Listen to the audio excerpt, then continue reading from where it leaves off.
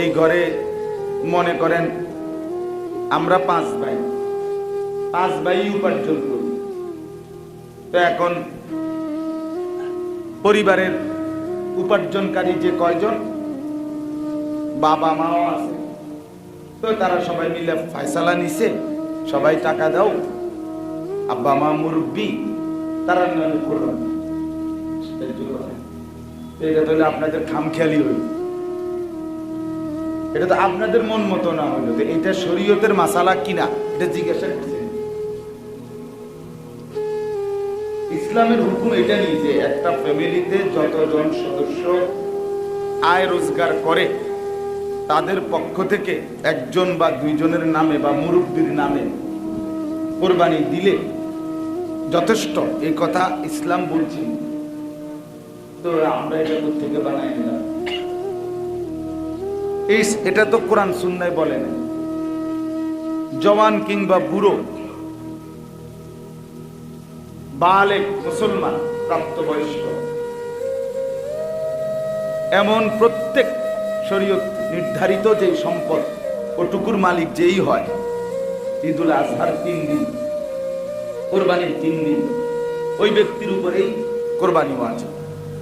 এর জন্য বিবাহিত হওয়াও জরুরি না, অবিবাহিত হওয়াও দোষ না। তাহলে এটার সাথে বিবাহিত কোনো সম্পর্ক না, বুড়া হওয়ার কোনো সম্পর্ক না। কোরবানি মুরব্বীদের উপরে ওয়াজিব হয়, মুসলমানের উপরে ওয়াজিব। কোরবানি বিবাহিতদের উপরে ওয়াজিব হয় না, প্রাপ্তবয়স্কের উপরে কি হবে? প্রাপ্তবয়স্ক কোনো মানুষ বালেগ হয় 50-60 বছরের,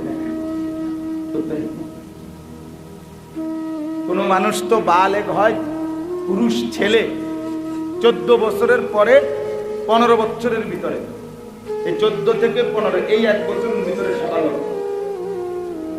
মেয়ে 13 থেকে 14 এই 1 বছরের ভিতরে সাবালক। তাইলে সে তো প্রাপ্তবয়স্ক হলো। যেদিন থেকে বীর্যপাত শুরু হলো ছেলেটার, সেদিন থেকেই সে প্রাপ্তবয়স্ক বালেগ। ইসলামী শরীয়তের সকল হুকুম ওই মিনিট থেকে তার উপরে আসে। যেদিন কোন মেয়ের প্রথম মাসিক ঋতুস্রাব শুরু হয়, সেদিন থেকেই সে বালেগ। ওই দিন থেকেই তার শরীয়তের সকল হুকুম কার্যকর।